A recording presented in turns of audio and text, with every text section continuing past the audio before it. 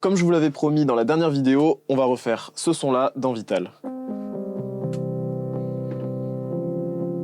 On va commencer par activer l'oscillateur 1 et l'oscillateur 2 et en panner un à gauche et un à droite. Pour ajouter au côté analogique, on va ajouter du noise qu'on va mettre en mode random.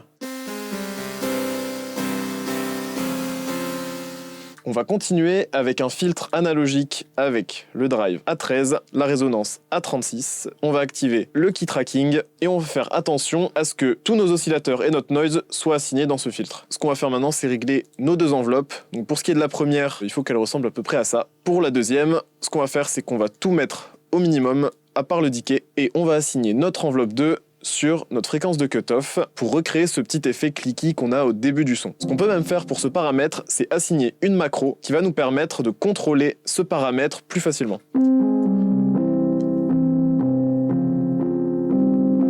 Pour finir, on va ajouter quelques effets. On va commencer par un EQ, un boost vers 76-77 semitons, ce qui correspond à entre 4 et 700 Hz. Et on va légèrement couper les basses fréquences. Ce qu'on va faire aussi, c'est ajouter un délai avec ce qu'on appelle un effet de haze. L'effet de haze permet de créer un léger décalage qu'on n'entend pas, mais qui va créer un effet 3D sur notre son. On a encore un son assez lisse, donc ce qu'on va ajouter, c'est une distorsion, comme Temper par exemple, qui est une distorsion gratuite, et voilà le résultat final.